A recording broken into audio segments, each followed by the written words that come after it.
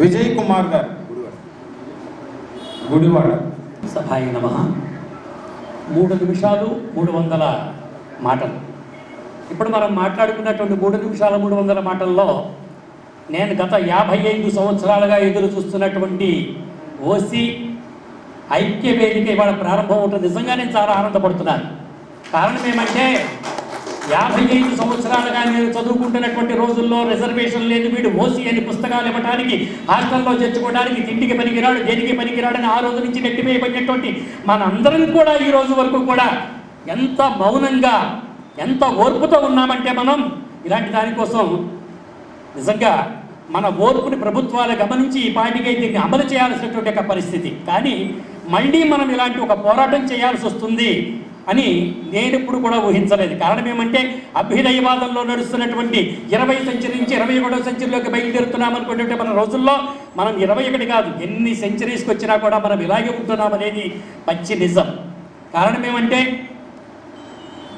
ఓసీలుగా ఉన్నటువంటి అణగదొక్కబడినటువంటి మనం ఇంకా అణగదొక్కబడుతున్నామే తప్ప పైకి వస్తున్నటువంటిది లేదు. మీరు మనమందరం ఒకసారి ఆలోచిస్తే ఇంత క్రితం చదువుకున్నటువంటి పిల్లలందరికీ కూడా ఎక్కడో రిజర్వేషన్లో ఉద్యోగాలు లేక సాఫ్ట్వేర్ కంపెనీస్ అనేటువంటివి కనుక రాకపోతే, మన పిల్లలు కనుక ఉద్యోగాల్లోకి వెళ్ళకపోతే ఎంతమంది తల్లిదండ్రులు ఇంట్లో ఆత్మహత్య చేసుకునేవారో, ఎంతమంది పిల్లలు ఇంట్లో బాధపడుతూ మంచం మీద చదువుకుని ఉండి పడుకుని ఏడుస్తుంటే వాళ్ళ బాధ తెచ్చలేక ఎంత ఆక్రోశం మనకు వినిపించేదో సాఫ్ట్వేర్ కంపెనీలు లేకపోతే మనందరికీ తెలిసేది. అంటే మనంతట మనమే గొంతు నొక్కేసుకుని మనంతట మనమే ప్రాణాలు తీసుకునేటువంటి స్టేజ్కి ఈ యొక్క వెనకబాటుతనం అనేది మనం నెట్టివేస్తూ ఉందనేది నా ఉద్దేశం మాత్రమే. అయితే ఇవాళ ప్రారంభమైనటువంటి యొక్క ఐక్య వేదిక ఇంతటితో ఆగకూడదు. ఇంతింతై ఒట్టిడింతై ఆకాశమంతా అయినట్లుగా గ్రామ స్థాయి నుంచి మండల స్థాయి నుంచి జిల్లా స్థాయి నుంచి రాష్ట్ర స్థాయి వరకు ప్రతి ఒక్కరిని కూడా కలుపుకుంటూ మన యొక్క ఐక్యవేదికను బయలుదేరితే ఇది ఇవాళ కాదు, మా రాబోతున్నటువంటి తరాలకి రాబోతున్నటువంటి కాలానికి కూడా ఒక మంచి పునాది వేసినటువంటి యొక్క నాయకత్వాన్ని వహిస్తున్నటువంటి ఇప్పుడు వీరందరికీ కూడా ఎవరైతే ఉన్నారో గత నెల 25వ తారీఖు నాడు ఈ యొక్క మీటింగ్ని ఏర్పాటు చేసినటువంటి యొక్క ప్రతాప్ రెడ్డి గారి దగ్గర నుంచి ఇప్పటి వరకు ఉన్నటువంటి యొక్క నాయకత్వాన్ని వహిస్తూ భుజస్కంధాలను వేస్తున్నటువంటి వారందరికీ కూడా పేరు పేరున ధన్యవాదాలు తెలియజేస్తున్నాను నేను. కారణం ఏమంటే మనం ఎక్కువగా మాట్లాడుతున్నాను ఏమనుకోకంటే నిజంగా ఉన్నటువంటి కడుపుల బాధ అలాంటిది. నా కూతురు నన్ను అడిగింది, నాన్న రేపటి నీ మనవళ్ళ పరిస్థితి కూడా ఇంతేనా, చదివిస్తున్నాను ఏం చేయాలి నాన్న అని అడిగితే నిజంగా నేను చాలా మరొక్కసారి బాధపడ్డాను. నేను 5వ తరగతిలో పడినటువంటి బాధను మళ్ళీ నా పిల్లలు నా మనవాళ్ళు 5వ తరగతికి వచ్చిన తర్వాత మళ్ళీ నేను వినాల్సి వచ్చింది. ఈ బాధ మాట్లాడటం వెనకాల నేను పోస్టల్ డిపార్ట్మెంట్లో చేశాను, వాలంటరీ తీసుకున్నాను, బయటకు వచ్చాను, పురోహితం చేస్తున్నాను, అష్టాలు చేస్తున్నాను. ఆనాటికి వచ్చి నన్ను ఒక స్థాయికి ఎదిగించింది నా పిల్లలు ఇలా ఉండకూడదు అని. కానీ ఈ స్థాయి ఎలా ఉండాలంటే రేపటి రోజున మన యొక్క పిల్లలు కావచ్చు, పిల్లలు కావచ్చు, వాళ్ళ ఉనికికి ఏ మాత్రం కూడా కష్టం కలగకుండా వారంతట వారు పైకి వచ్చేటువంటి విధానాన్ని మనం ఈ రోజు నుంచి అవలంబించడానికి నిజంగా ఓసీ ఐక్యవేదిక పెట్టినటువంటి ఐక్యవేదికకి మరొక్కసారి జిందాబాద్ తెలియజేస్తూ మనం అందరం కూడా అవాజ్తో మనం అందరం ఒకటే అని చెప్పినటువంటి యొక్క మాట ఏదైతే ఉందో దాన్ని మరొక్కసారి మనస్ఫూర్తిగా మనస వాచ కర్మణ త్రికణ శుద్ధిగా మనందరం కూడా ప్రమాణపూర్తిగా ఇక్కడి నుంచే ఈ వేదిక నుంచే తీసుకుని మనందరం కూడా ఈ ఐక్య కార్యాచరణ సమితి ఏదైతే ఉందో దీన్ని మున్ముందుకు తీసుకెళ్లాలని చెప్పేసి కోరుతూ, చెప్పాలని ఎన్నో ఉన్నప్పటికీ సమయాభావం వల్ల తక్కువగా చెప్పమందువల్ల 3 నిమిషాలకి 300 వార్తలు అని చెప్పారు కాబట్టి చకచకా మాట్లాడుకున్న ఆ వార్తలన్నీ తీసుకోవాలి. కాబట్టి ఇక రాబోతున్నటువంటి కాలంలో ఎన్నో మాట్లాడుకోవాలి. కాబట్టి ఆ మాట్లాడుతున్నటువంటి విషయాల్లో మీరు కూడా అమూల్యమైనటువంటి వాటిని ఇస్తే ఈసీ మనం అనుకున్నట్లుగా రిజర్వేషన్ ఈడబ్ల్యూఎస్సీ ఈ ఈడబ్ల్యూఎస్సీ అనేది అంబేద్కర్ గారు రాసినటువంటి యొక్క రాజ్యాంగంలోనే పొందుపరచబడింది అని మనకి చాలామంది తెలియజేస్తున్నారు.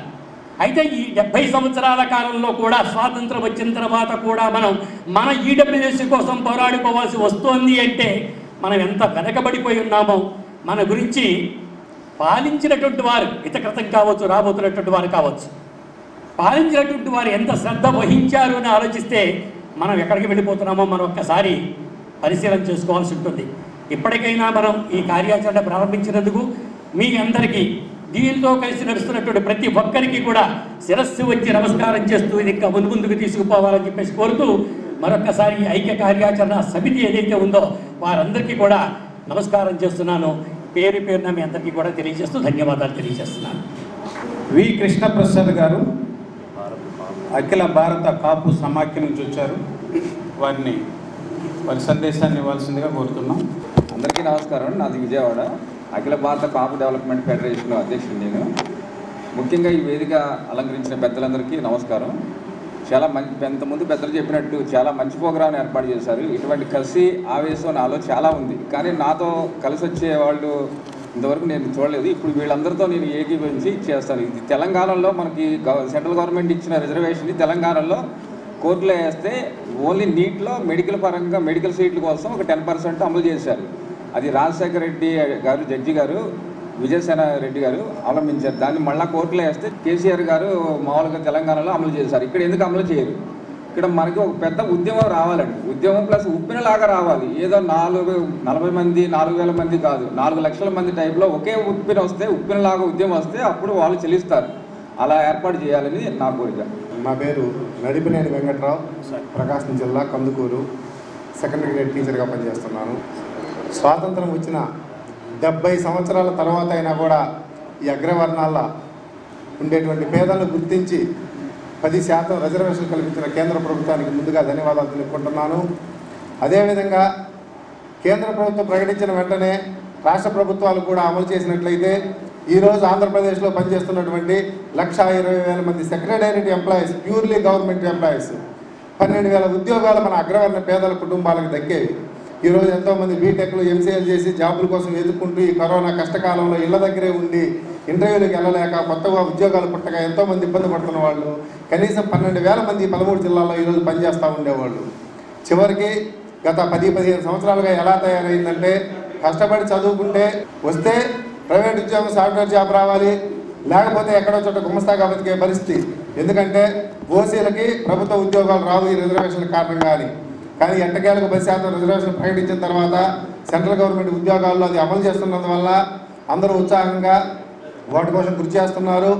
అదేవిధంగా రాష్ట్ర ప్రభుత్వాలు కూడా ఈ మధ్యకాలంలోనే తెలంగాణ ప్రభుత్వం కూడా మేము అమలు చేస్తామని జీవో విడుదల చేయడం సంతోషదగ్గ విషయం. అలాగే ఆంధ్రప్రదేశ్లో కూడా ఇప్పుడున్న పరిస్థితుల్లో వాస్తవంగా సెంట్రల్ గవర్నమెంట్ ఏం చేస్తున్నా ప్రతిదానికి అది మంచి అయినా చెడైనా కూడా వెనక ముందు ఆలోచించకుండా తలుపే మన రాష్ట్ర ప్రభుత్వం ఈ విషయంలో మాత్రం వినపడినట్టుగా కనపడినట్టుగా ప్రవర్తించడం చాలా బాధాకరం. మనందరం కూడా ఇమీడియట్లీగా ఈరోజు ఇక్కడి నుంచి ఈ రాష్ట్ర జేఏసీ ఏదైతే ఫామ్ చేసుకుంటామో దాన్ని జిల్లాల నుంచి మండలాలకు విస్తరించి ముందుగా ఈ ప్రాధాన్యతని ఈడబ్ల్యూఎస్ ఎకనామికల్లీ వీకర్ సెక్షన్స్ ఎవరైతే ఉన్నారో ఆ కులాల్లోని పేదలకు ఈ లబ్ధి ఎంత అవసరమో ఈ రిజర్వేషన్ ఎంత అవసరమో తెలియవచ్చే విధంగా మంచి కరపత్రాలని ముద్రించి జిల్లా జేఏసీ ద్వారా మండల జేఏసీల ద్వారా ఇక్కడి నుంచి కేవలం ఒక 5-6 రోజుల్లోనే కనుక గ్రౌండ్ లెవెల్కి మండల స్థాయికి వెళ్తే మనం మండల జేఏసీలను ఏర్పాటు చేసుకొని అక్కడి నుంచి వనరులు సమీకరించుకొని ఒక పెద్ద ఉద్యమాన్ని రాబోయే 2-3 నెలల్లో ఒక పెద్ద ఉద్యమాన్ని సిద్ధమవడం ద్వారా ఈ సమస్యకి శాశ్వత పరిష్కారం లభిస్తుందని, ఎవరైతే ఎక్కువ మంది రోడ్ల మీదకి వస్తారో ఏ ప్రభుత్వం అయినా తలంచక తప్పదు. వాళ్ళు తలంచకపోయినా వాళ్ళ మెడకాయలు ఉంచే శక్తి మన దగ్గర ఉంది. లక్షలాది మంది చేతులు కలిపిన తర్వాత ఎవరైనా దిగిరాక తప్పదు. కాబట్టి దీనికి ముందుగా ఈరోజు ఇక్కడ ఓసీ ఐక్య వేదికను ఏర్పాటు చేసి అసలు ఈ రిజర్వేషన్ కోసం పోరాటానికి తొలి నాంది పలికిన పెద్దలందరికీ శిరస్సు వచ్చి నమస్కరిస్తూ అనుమతించిన అందరికీ ధన్యవాదాలు. ఏ రోజు నుంచి వచ్చారు శారద్ గారు?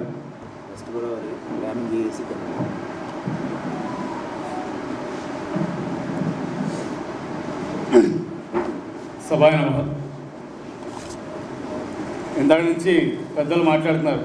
మా విజయ్ కుమార్ గారి మాటలు ఆవేశపూరితంగా ఆవేదనపూరితంగా ఉన్న మాటలు విన్నాక ఏం మాట్లాడాలి కూడా ఒక నిమిషం ఆలోచించుకోవాల్సిన పరిస్థితి ఏర్పడింది. నిజం సార్, మీ ఆవేదన ప్రతి ఇంట్లో ప్రతి మధ్యతరగతి కుటుంబంలో, ఇవాళ మధ్యతరగతి కూడా కాదేమో దిగువ మధ్యతరగతి కుటుంబాలు అనే పరిస్థితికి దిగజారిపోయిన పరిస్థితి ఉంది మనందరిలో కూడా. ఇవాళ నిజంగా ఇక్కడ ఇలా ఉద్యమం చేయాల్సి రావడం, పోరాటానికి ఎదగాల్సి రావడం చాలా బాధాకరమైన విషయం. ఇందాక పెద్దలు చెప్పారు ఒకరు 4 లక్షల మంది వరకు రావాలని. అయ్యా 8 లక్షల మంది ఈ రిజర్వేషన్కి అర్హులయ్యండి వెనకబడిపోయి ఉన్నారు. ఆ 8 లక్షల మంది కోసం ఇక్కడ ఉన్న వారందరూ కూడా పోరాటానికి దిగడం చాలా ఆనందదాయకం. మరొక మిత్రులు మాట్లాడుతూ 12,000 ఉద్యోగాలు సెక్రటేరియట్లో వచ్చే అవకాశం ఉంది, మనం కోల్పోయామని చెప్పారు. కానీ ఇవాళ దాకా 25,000 పైచిలకు ఉద్యోగాలు మనం రోజు చూస్తున్న గ్రామ సచివాలయాల్లో ఉద్యోగాలు చాలా ఈజీగా, అంటే ఓసీల్లో ఉన్నవాళ్ళు చాలా తెలివైన పిల్లలు చాలామంది ఉన్నారు మనందరి ఇళ్లలో కూడా. ఈ ఉద్యమం అంటే మొదలు పెడితే దీన్ని నిరాటంకంగా ముందు తీసుకెళ్లే పరిస్థితి కనుక ఇవాళ జేఏసీ అంటున్నారు, సమితి అంటున్నారు, కానీ వచ్చేప్పుడు అక్కడ ఫెడరేషన్ కనిపించిందండి.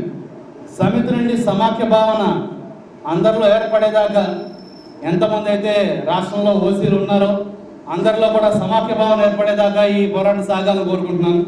అలాగే ఇకపై ఇటువంటి ఉద్యోగాలు ఇవి కూడా మన విద్యార్థులు ఎవరు కోల్పోకుండా ఉండేందుకు అందరూ సమిష్టి కృషి చేయాలని.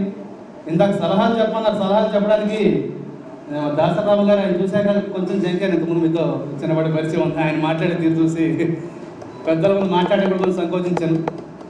కానీ ఇంత విజ్ఞాపన పత్రాలు ఇస్తాం, మహా అయితే ధర్నా చేస్తాం, ఎలా సాధిస్తాం అనేది కార్యాచరణ ఒక స్టెప్ దాటిన తర్వాత ఎప్పటికీ ప్రభుత్వం స్పందించకపోతే దీనికి కార్యాచరణ అంటూ ఏది ఉండదు. ఉద్యమం ఎటు తిరుగుతుంది అనేది కూడా ఎవరు చెప్పలేని పరిస్థితి ఉంటుంది. నా మటుకు నేనే 2 కండువాలు వాడతానండి. ఒకటి పక్క సందులో మీటింగ్ జరుగుతుంది, సేవ్ టెంపుల్స్ అని, అది నా ధర్మం కోసం కాషాయ కండువ వేసి తిరుగుతాం. ఇలాంటి పరిస్థితి వచ్చినప్పుడు న్యాయం కోసం, విప్లవం కోసం ఎర్ర కండువ ఎర్రబావుట పట్టుకు తిరుగుతాం. ఇదే పరిస్థితి ఇక్కడి నుంచి పోరాటాలు ఇక్కడితో ఆగిపోతేనో టెంట్లలోనో మన ధర్నా చౌక దగ్గర ఆగిపోయేలాగా ప్రభుత్వాలు చొరవ తీసుకుంటే అందరికీ బాగుంటుంది. కానీ వీటిని ఇలాగే నిర్లక్ష్యం చేస్తే ఇక్కడి నుంచి విద్యార్థులు అడవుబాట పట్టే అవకాశాలు కూడా చాలా ఎక్కువగా ఉంటాయి. ప్రైవేటు ఉద్యోగాలు లేకపోతే విద్యార్థులే కాదు తల్లిదండ్రులు సైతం ఆత్మహత్య చేసిన పరిస్థితి రాష్ట్రంలో చాలామంది ఉంది. రిజర్వేషన్లు లేవు, మార్కులు తక్కువ వస్తే 1 మార్కు తక్కువ సీట్ కోల్పోయిన వాళ్ళు ఎందరో మంది విద్యార్థులు, ఆత్మహత్యలు చేసిన విద్యార్థులు. వాళ్ళకి ఎందుకు ప్రెజర్ అంటే పెద్దల పెంపకం అలా అని చెప్పి అంటారు. మనకు మార్కులే జీవితం అని చెప్పారు, పెద్దలు అలా పెంచారంటారు. కానీ పెద్దల పెంపకం కాదు, సమాజ పోకళ్ళు అలా ఉన్నాయి.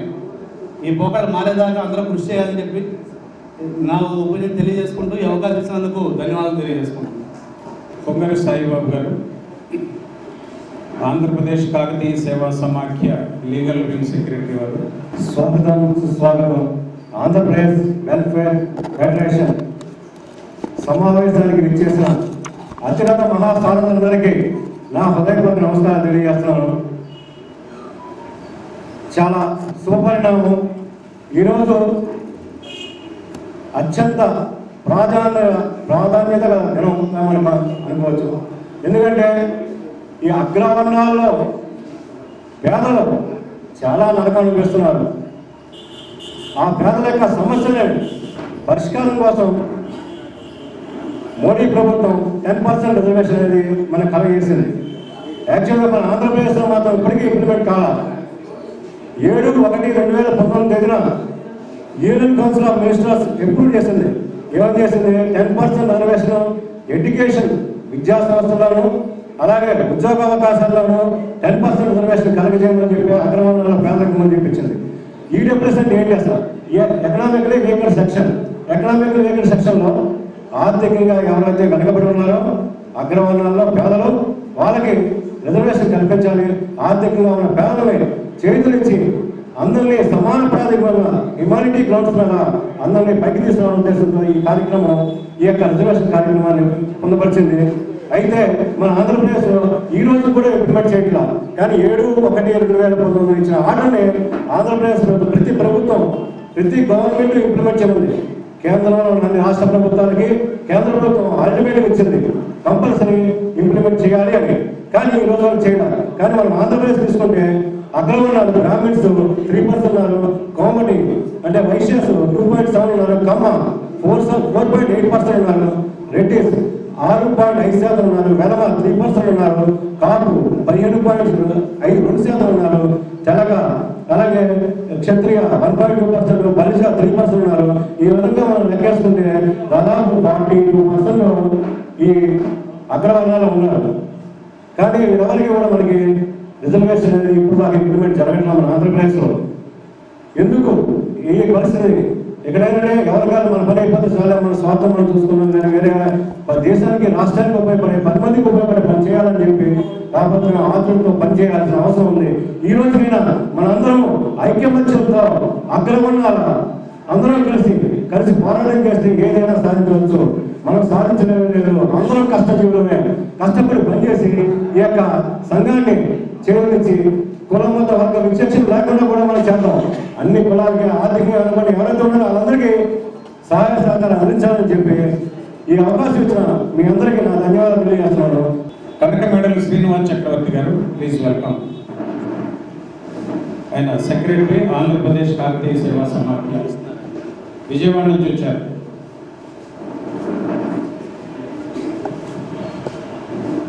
ఈరోజు చాలా సుపరిణామం. ఒక 2 వారాల క్రితం వెంకట్రావు గారు మీరందరూ ఇక్కడ మీట్ అయినప్పుడు ఆయన నాకు ఆ రోజు తెలియజేశారు, ఇట్లా మీట్ అవుతున్నాము అందరూ అన్ని కులాల వాళ్ళం, అగ్రవర్ణాల్లో అన్ని కులాల వాళ్ళం అని చెప్పేసి. ఆ రోజు మంచి అగ్రవర్ణం జరిగింది. ఈరోజు ఇక్కడ ఇంతమంది వచ్చారు అన్ని కులాలు. మనం ఏదైనా ఒక పోరాటం చేసేటప్పుడు జెండా పక్కన పెట్టి ఎజెండా ఒకటే మనం నెత్తినేసుకోవాలి. అలా జరిగినప్పుడే సక్సెస్ఫుల్గా ఇదవుతాము. ఎందుకంటే ఇక్కడ మనం అంతా బాధితులం సెన్స్ ఏంటంటే అగ్రవర్ణాలని ఎవరు చెప్పారండి? మనం ఇక్కడ ఎక్కడ అగ్రవర్ణాలను వెనకబడిన వర్గాలు లేదండి. ఆర్థికంగా ఆకలేసడానికి అన్నం పెట్టాలి, కానీ ఇప్పుడు పన్నులు కడుతున్నావు, అనుభవించేవాడప్పుడు కంట్రిబ్యూట్ చేసేవాడప్పుడు అట్లా ఉండకూడదు కదండి. ఎవరికైనా పేదవాడికి అన్నం పెట్టాలి, ఏ కులమైనా కూడా. ఈ డిస్క్రిమినేషన్ అనేది రాజ్యాంగంలో కూడా లేదు. అంబేద్కర్ రాసినప్పుడు కూడా వెనకబడిన వాళ్ళని అప్లిఫ్ట్ చేయమన్నాడు. ఆయన 10 ఏళ్ళు రిజర్వేషన్ పెరగమన్నారు. సరే, అది తీసేస్తే ప్రాబ్లం అవుతుందని రాజకీయ నాయకులు దాన్ని కంటిన్యూ చేసి వస్తున్నారు. మనకేమి పేదరికం అనేదానికి చాలామంది పేదలు ఇవాళ చాలా ఇబ్బంది పడుతున్నారు ఆర్థికంగా. మనం జెండా పక్కన పెట్టేసి ఒక ఎజెండాతో ముందుకెళ్తే డెఫినెట్గా సక్సెస్ఫుల్ అవుతామండి. ఏదో పేదవాళ్ళు అగ్రవర్ణాల్లో పేదవాళ్ళకి మనం మంచి చేసిన వాళ్ళు అవుతాము. దయచేసి ఈ పోరాటంలో అందరూ కూడా ఐక్యంగా ఉండి మనం డెఫినెట్గా సాధించుకోగలుగుతామండి. థ్యాంక్ యూ వెరీ మచ్ ఈ అవకాశం ఇచ్చిన వాళ్ళకి. రావి శ్రీనివాస్ గారు, కాపు ఉద్యోగుల సంక్షేమ సంఘం. సభకి నమస్కారం అండి. ఈనాటి ఓసీజేఏసీ సమావేశానికి ఇచ్చేసినటువంటి ప్రతి ఒక్కరికి పేరు పేరున నమస్సుమాంజలి తెలియజేసుకుంటూ, మరి ఈరోజు చాలా శుభపరిణామం. రాజకీయ పార్టీలకు అతీతంగా ఓసీల యొక్క రాజ్యాంగబద్ధమైనటువంటి హక్కుల్ని పరిరక్షించుకునే దిశగా ఈరోజు మరి రాష్ట్ర వ్యాప్తంగా ఈ సమావేశం ఏర్పాటు చేయడాన్ని మరి ఈ జాయింట్ యాక్షన్ కమిటీ వారిని అభినందిస్తూ, మరి రాజకీయాలకి అతీతంగా మనం ఈ ఉద్యమం రూట్ లెవెల్కి తీసుకెళ్లడమే కాకుండా న్యాయ పోరాటం కూడా చేసినట్లయితే తొందరగా మనం సక్సెస్ అవ్వడానికి అవకాశం ఉంటుందని చెప్పి నేను ఒక సూచనగా తెలియజేస్తూ, మరి రాష్ట్రంలో మరి ఓటు బ్యాంక్ రాజకీయాలే ప్రధానంగా ఏ పార్టీ అధికారంలో ఉన్నప్పటికీ కూడా ఓటు బ్యాంక్ ఏదైతే ఉందో ఆ ఓటు బ్యాంక్నే ప్రభావితం చేసే విధంగా మరి రాజకీయ పార్టీల యొక్క నిర్ణయాలు ఉంటాయి తప్ప మరి వెనుకబాటుతనాన్ని గుర్తించట్లేదు. ఎందుకంటే ఇవాళ ఈ ఎకనామికల్లీ వీకర్ సెక్షన్కి ఇచ్చినటువంటి రిజర్వేషన్ హైకోర్టు కానీ సుప్రీంకోర్టు కానీ, గౌరవ హైకోర్టు కానీ సుప్రీంకోర్టు కానీ ఎక్కడా తప్పు పట్టుకున్నటువంటి సందర్భం లేకపోయినప్పటికీ కూడా ఉద్దేశపూర్వకంగా మరి ప్రభుత్వాలు అమలు చేయకుండా సాంకేతికమైనటువంటి సమస్యలు వారే సృష్టిస్తూ దాన్ని ఎదరికి గెంటడానికి ప్రయత్నిస్తున్నారు తప్ప ఏ కోర్టు కూడా ఈ ఈడబ్ల్యూఎస్ రిజర్వేషన్ అమలు సాధ్యం కాదనేది ఇంతవరకు చెప్పలేదు. అమలు సాధ్యం కాదు, ఇది రాజ్యాంగానికి విరుద్ధం అన్నటువంటి రిజర్వేషన్ల మీద సుప్రీంకోర్టులో స్పెషల్ లీవ్ పిటిషన్స్ వేసి కూడా ఇవాళ ఓట్ బ్యాంక్ రాజకీయాలతోటి ఆ రిజర్వేషన్స్ అమలు చేస్తున్నారు. ఆ రిజర్వేషన్ మనం ప్రస్తావించట్లేదు. ఇక్కడ ఎవరి రిజర్వేషన్కి మనం వ్యతిరేకం కూడా కాదు. రాజ్యాంగబద్ధమైనటువంటి రిజర్వేషన్లని అమలు చేయకుండా రాజ్యాంగ స్ఫూర్తికి, డాక్టర్ బిఆర్ అంబేద్కర్ గారు రాసినటువంటి ఆ రాజ్యాంగ స్ఫూర్తికి విరుద్ధంగా ఆంధ్రప్రదేశ్లో రిజర్వేషన్ వ్యవస్థ జరుగుతూ ఉంది. సోషల్ జస్టిస్ అనేది కేవలం మాట్లాడటానికే తప్ప వాస్తవానికి రూట్ లెవెల్కి వెళ్ళట్లా. ఎవరైతే ఫ్రూట్స్ అనుభవిస్తున్నారో వాళ్లే మరలా తిరుపతి ప్రసాద్ రెండోసారి మూడోసారి అందుకున్నట్టుగా అందుకోవటమే తప్ప ఒక గ్రూప్ ఆఫ్ పీపుల్ వెనక్కి నెట్టివేయబడుతున్నారు, వెనక్కి గెంటివేయబడుతున్నారు. ఆ గెంటి వేయబడేటటువంటి పీపుల్ ఎవరైతే ఉన్నారో వాళ్ళకి ప్రొటెక్ట్ చేయాల్సినటువంటి అవసరం ఉంది. కాబట్టి ఆ రకంగా చేసి ఆలోచించాలి. ఎందుకంటే టోటల్గా రిజర్వేషన్ వ్యవస్థలో మీకు ఉన్నటువంటి మూలాలను మనం పరిశీలించినట్లయితే ఇవాళ 10% రిజర్వేషన్ అమలు చేయకపోవడం వల్ల ఈ రాష్ట్రంలో సచివాలయ ఉద్యోగాల్లో కానీ తదుపరి అనేక ఉద్యోగాల రిక్రూట్మెంట్లో కానీ మరి ఓసీలకి తీవ్రమైనటువంటి అన్యాయం జరిగింది. అదేవిధంగా మరి రాష్ట్ర పబ్లిక్ సర్వీస్ కమిషను మన మెరిట్ కమ్ రాష్ట్ర డిసైడ్ చేయడానికి ప్రభుత్వాన్ని మీ వైఖరి తేల్చమని అనేక సార్లు పబ్లిక్ సర్వీస్ కమిషను గవర్నమెంట్ కోరితే ఇవాళ వరకు గవర్నమెంట్ దాని మీద వైఖరి ఏంటో చెప్పట్లా. ఓసీలకి రిజర్వేషన్ ఇస్తామనో ఇవ్వమనో లేకపోతే ఓసీలు రిజర్వేషన్ అవసరం లేదనో ప్రభుత్వం వైఖరి ప్రకటించాలి. ఈ రిజర్వేషన్ ఎవరైతే బెనిఫిషియర్స్ ఉన్నారో వాళ్ళని ఇన్వాల్వ్ చేయాలి. నిరుద్యోగులు ఖాళీగా ఉండి ఉద్యోగాలు లేకుండా ఉన్నారు, ఎవరికైతే దీనివల్ల బెనిఫిట్ వస్తుందో వాళ్ళని ఖచ్చితంగా ఇన్వాల్వ్ చేయాలి. అదేవిధంగా ఓసీ ఉద్యోగ సంఘాలు ఉన్నాయి, ఆ ఓసీ ఉద్యోగ సంఘాలను కూడా దీంట్లో ఇన్వాల్వ్ చేయవలసి ఉంది.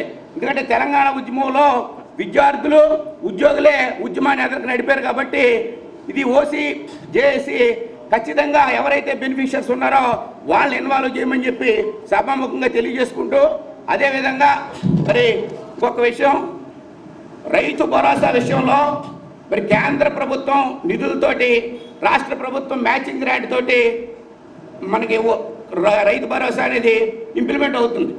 ఎంత దురదృష్టకరం ఏంటంటే రైతులను కూడా కులాల వారీగా విడదీసేసి ఓసీ కౌలు రైతుకి భరోసా లేదు. ఓసీ కౌలు రైతుకి భరోసా లేకపోవడం అనేది చాలా దురదృష్టకరమైన విషయం. అది ఇది రైతు భరోసా పథకం సెంట్రల్ స్టేట్ గవర్నమెంట్ కొలాబరేషన్తో అమలు జరుగుతుంది. కాబట్టి ఈ ఓసీ చేసి ఓసీ కౌలు రైతులు రైతు భరోసా అందుకోవడానికి ఎందుకు అనర్హులు అనేది ప్రశ్నించాలని చెప్పి ఈ సందర్భంగా మీకు తెలియజేసుకుంటూ, మరి ఓసీల యొక్క సంక్షేమానికి రాజకీయాలకు అతీతంగా ఈ జేఏసీ పనిచేసి ఎవరు అధికారంలో ఉన్నప్పటికీ కూడా ఓసీలు కూడా ఓటర్లే. ఓసీలు లేకుండా ఏ ప్రభుత్వం ఏర్పడదో, ఓసీ వితౌట్ ఓసీ ఆంధ్రప్రదేశ్లో ఏ రాజకీయ పార్టీ కూడా మనుగడ సాధించలేదని చెప్పి ఈ సందర్భంగా తెలియజేయాలని చెప్పి సభాముఖంగా తెలియజేసుకుంటూ నాకు ఈ అవకాశం ఇచ్చినటువంటి మీ అందరికి కూడా ధన్యవాదాలు తెలియజేస్తాను. రాష్ట్ర ఆర్యవైశ్య మహిళా సంఘం నాయకురాలు రజనీ గారు, ప్లీజ్ వెల్కమ్. అందరికీ నమస్కారం. నేను గుంటూరు నుంచి వచ్చాను. నా పేరు గోపురావు రజని. ఇప్పుడు ఇక్కడ జరిగిన అందరూ మాట్లాడినవన్నీ వింటూ ఉన్నాను. ఇన్ని రకాల రిజర్వేషన్స్ ఈ విధంగా కొంతమందికి వచ్చి కొంతమంది రాక అలా చాలామంది సమస్యలు ఎదుర్కొంటున్నారు. నా ఉద్దేశం ఏంటంటే సమాజంలో రెండే వర్గాలు ఉండాలి, పేద వర్గం ధనిక వర్గం. అప్పుడైతే ఎవరికి కూడా ఎటువంటి కులాలు మతాలతో సంబంధం లేకుండా పేదవాళ్ళందరికీ ఎవరైతే ఆర్థికంగా వెనుకబడి ఉంటారో వాళ్ళకి తప్పకుండా సహాయం అందుతుంది అనే ఉద్దేశం నా అభిప్రాయం. కాబట్టి ఇటువంటి విషయంలో ఎటువంటి సపోర్ట్ కావాలన్నా కూడా మేము తప్పకుండా చేస్తాము మా లేడీస్ గురించి. Thank you. ఈ అవకాశం ఇచ్చిన మాకు thank you. APVC OC welfare federation గౌరవ సభ్యులు తోటి సోదర సోదరీమణులకు నా శిరసాభివందనాలు. నేను విశాఖపట్నం నుంచి వచ్చాను. కమ్మ వరల్డ్ ఫౌండేషన్ ఫౌండర్ డైరెక్టర్గా పనిచేస్తున్నాను. మేము కమ్మ కమ్యూనిటీ నుంచి నేను వచ్చాను. నేను ఉన్నది విశాఖపట్నం గత 40 సంవత్సరాల నుంచి. ఇప్పుడు ఇన్నాళ్ళకి మన ఓసీ జేఏసీ చేసి అందరం కలిసినందుకు చాలా సంతోషకరమైన విషయం. ఇక నేను చెప్పదలుచుకున్నది అని మనాడు అసలు ఈ ఓసీ జేఏసీ ఎందుకు రిజర్వేషన్ వచ్చింది, ఎవరు పోరాడితే వచ్చింది, దీనివల్ల నలిగిపోతున్న మరి అగ్రవర్ణ కులాలు ఏంటి అనేది మన ఏపీలో తప్ప ఇతర రాష్ట్రాల్లో కమ్మ, జాట్, సిక్ చౌదరి, అఖిల్ భారతీయ చౌదరి, మహో అనేటువంటి వీళ్ళందరూ అగ్రవర్ణాలకు చెందినటువంటి వాళ్ళు.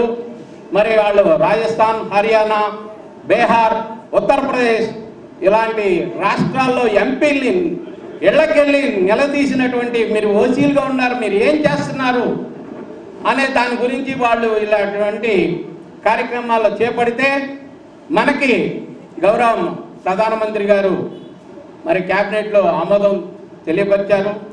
మరి దాన్ని మనం తీసుకొని ఇక్కడి నుంచి అయినా సరే మన ఓసీలో అడుగు తినేవాళ్ళు ఉన్నారు, డ్రైవర్లు ఉన్నారు, మరి ఇంట్లో పనులు చేసేవాళ్ళు ఉంటారు. మన ఓసీలు అంటే 7 కమ్యూనిటీలు. ఇదంతా నాకు బాగా తెలుసు.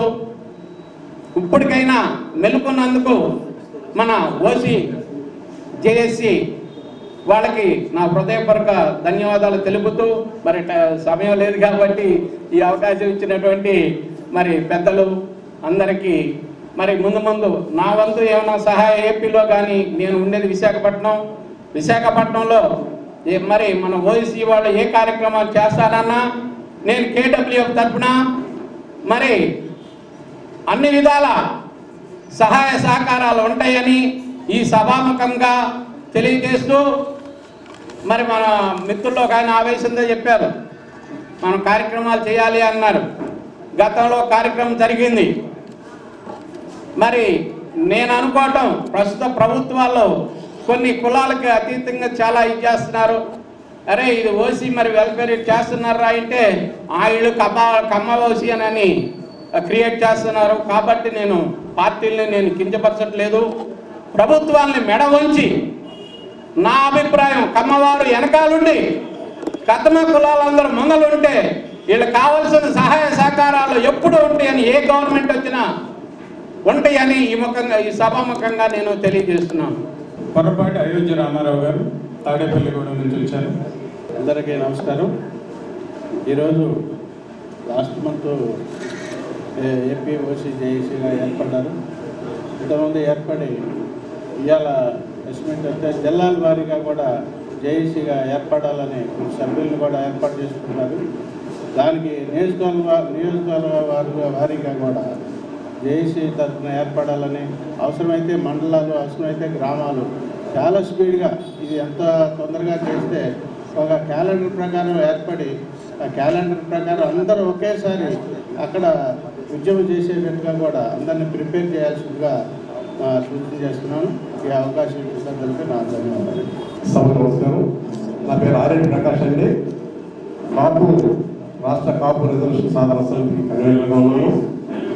మీకు అందరికీ తెలుసు, మొదటి పద్మనాభం గారి ఉద్యమంలో నేను కూడా చాలా క్రియాశీలంగా పనిచేశాను.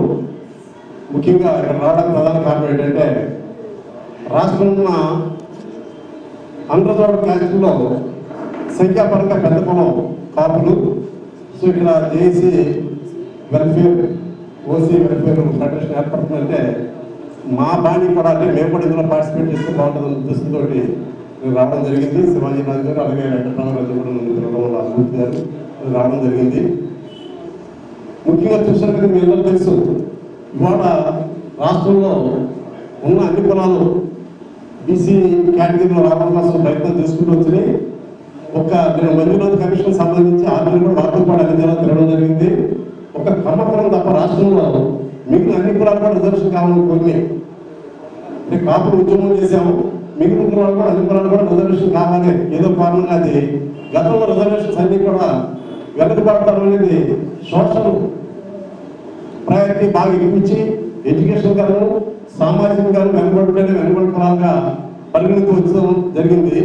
అయితే మోడీ గారి నాయకత్వంలో మరి కేంద్ర ప్రభుత్వం ఏం చేస్తుందంటే దేశవ్యాప్తంగా ఉన్న అనేక డిమాండ్ దృష్టిలో పెట్టుకుని, సుప్రీంకోర్టు జడ్జిమెంట్ దృష్టిలో పెట్టుకుని మరి అనేక మంది ఉన్నత కులాల్లో అంటే అగ్రవర్ణాలుగా చాలా మంది ఉంటున్న వాళ్ళకి రిజర్వేషన్ కల్పిస్తే బాగుంటుందని క్రైటీరియా తీసుకున్నప్పుడు ఆర్థికంగా క్రైటీరియా తీసుకుంటే అది సమర్థవంతమైన ఉద్దేశంతో దేశవ్యాప్తంగా 10% రిజర్వేషన్ ఇంటర్ప్రైజ్ ప్రకారంగా మరి అమలు చేయడానికి ప్రయత్నం చేస్తూ సెంట్రల్ గవర్నమెంట్ 19లోనే యాక్ట్ చేయడం జరిగింది. దురదృష్టం ఏంటంటే చాలా రాష్ట్రాలన్నీ కూడా మరి దీన్ని అమలు చేయడం మొదలైనప్పుడు కూడా మన రాష్ట్రంలో మరి వర్గీక సామాజిక వర్గాన్ని ఓసీ సామాజిక వర్గానికి చెందిన వ్యక్తి సీఎంగా ఉన్నప్పటికీ కూడా దీన్ని ఇంప్లిమెంట్ చేయడంలో చాలా తాత్సారం చేస్తున్న కారణంగానే ఈ రోజున మరి జేఏసీ ఏర్పాటు చేసి దీని మీద పోరాటం చేయాలనే దృష్టి తీసుకోవడం మనం గమనించాలని మనం చేస్తున్నాము. ముఖ్యంగా మనం చూసినట్టయితే దీనికి సంబంధించి ఏదైతే సెంట్రల్ గవర్నమెంట్ 10% ఇచ్చిన దాని మీద 20 పిటిషన్స్ ఆల్రెడీ సుప్రీంకోర్టులో చేయడం జరిగింది. ఆ సుప్రీంకోర్టులో చేసిన పిటిషన్ 3 జడ్జెస్ ధర్మాసనం విచారణ చేసి దీన్ని లార్జర్ బెంచ్ పరిస్థితి బాగుండాలని ఉద్దేశిస్తుంది 5 ధర్మాసనం జడ్జెస్ ఉన్న ధర్మాసనం విచారణ చేయాలని చెప్పేసి దాన్ని రిఫర్ చేయడం జరిగింది. అయితే సుప్రీంకోర్టు దీని మీద ఎటువంటి స్టే లేదు కాబట్టి దేశవ్యాప్తంగా ఈడబ్ల్యూఎస్ 10% ఆల్రెడీ అమలు అవుతుంది. మన రాష్ట్రంలో కూడా ఈ సంవత్సరం విద్యాపరంగా రిజర్వేషన్ అమలు చేస్తారని రాష్ట్ర ప్రభుత్వం ఒక ప్రకటన చేయడమో జీవో జారీ చేయడం జరిగింది. విద్యాపరంగా కాకుండా ఉద్యోగపరంగా కూడా మరి తక్షణం అమలు చేయాలని చెప్పి మనం డిమాండ్ చేస్తూ ఈ సమావేశం ఏర్పాటు చేస్తున్నాం. కాబట్టి విద్యాపరంతో పాటు ఉద్యోగపరంగా కూడా చేయాలని చెప్పేసి మనం డిమాండ్ చేస్తున్నాం. అలా ముఖ్యంగా చూసినట్లయితే ఒక ఉద్యమం చేయాలంటే బాగా ఎవరికైతే బాధ కలుగుతుందో ఎవరికైతే నెప్పు కలుగుతుందో వాళ్ళే బుద్ధి రాగలుగుతారు. మరి దురదృష్టం ఏంటంటే ఓసీ జనాభాలో ఉన్న చాలా మంది ముఖ్యంగా కాపులు తప్పంటే నేను కాపులకు పెద్దగా చెప్తున్నాను. కాపులకు ఉన్నంత పెయిన్ మిగిలిన వాళ్ళు లేదు కాబట్టి రెడ్డి సమాజం వరకు కానీ వెల్మ సమాజం వరకు కానీ ఆర్యవేశ సమాజం వరకు కానీ కమ్మ సమాజం వరకు కానీ క్షత్రియ సమాజం వరకు కానీ మరి ఆర్థికంగా కానీ సామాజికంగా బాగానే విసుగుబాటు చేసిన కారణంగా ఈ ఉద్యమాలు పెద్దగా అంటే పోరాట స్ఫూర్తితో రావట్లేదు. సరే బ్రాహ్మణులు అనేక రకాలుగా వెనుబడినప్పుడు కూడా వాళ్ళు ఉద్యమం చేయడానికి సమయానికి కలిసి రావడం అవకాశం అంత తీసుకోలేదు. కాబట్టి ఇప్పుడు కాకుండా కలుపుకుని చేసుకుంటే ఇదంతా బాగా ఉంటుందని మేము కూడా భావిస్తాం. మా కూడా ఏంటంటే ఆల్రెడీ చంద్రబాబు గారు గవర్నమెంట్ లో ఎఫ్ కేటగిరీలో బీసీ ఎఫ్ కేటగిరీలో 5% ఇస్తూ బిల్ చేయడం జరిగింది. ఆ బిల్లు మరి రాష్ట్రపతి వద్ద పెండింగ్ లో ఉంది. అలాగే మరి ఇక్కడ చంద్రబాబు నాయుడు గారు ఈ ఈడబ్ల్యూఎస్ 10% లో కూడా ఓ 5% కాపు ప్రత్యేకంగా ఇస్తూ కూడా 2019 మార్చిలోనే ఉద్యోగం ఇవ్వడం జరిగింది. ఆ జీవో కూడా అమలు కాని కారణంగా ఈ గవర్నమెంట్ వచ్చిన తర్వాత ఈడబ్ల్యూఎస్ 10% లో 5% వేరు కూడా కుదరదని చెప్పి దాన్ని మళ్ళీ మేము అలా అమలు చేయమని చెప్పి మన 19 జూలైలోనే ఒక ప్రకటన చేసి దాని మీద మేము ఈ కార్యాచరణ ఈడబ్ల్యూఎస్ 10% సామాన్యంగా ఎన్ని కులానికి వర్తించిందని చేస్తామని చెప్పి గవర్నమెంట్ చెప్పడం జరిగింది. ఏదైనప్పుడు కూడా మా హక్కుల కోసం మాకు ఏదైతే పోరాటం చేస్తామో మా విధానం మేము చేస్తున్నప్పుడు కూడా ఈడబ్ల్యూ సంబంధించి కూడా మా సంఘీభావం తెలియజేస్తాం. మీ పోరాటంలో మేము భాగం తీసుకోవడానికి కానీ ఈ చేసే కార్యక్రమాల్లో ప్రత్యేకంగా మేము కూడా పూర్తిగా మరి అందరూ పాల్గొనడం కూడా మేము మనస్ఫూర్తిగా మేము కూడా దీనికి సంఘీభావం తెలియజేస్తాం మనం చేసుకుంటూ మరి మనందరూ కూడా కలిసి పోరాడడానికి మేమందరూ సమైక్యంగా మనం చేసుకున్నాము. జై హింద్. బొల్లిన ప్రభాకర్ రావు గారు రాష్ట్ర కమ్మవారి సేవా సంఘం ఉపాధ్యక్షులు.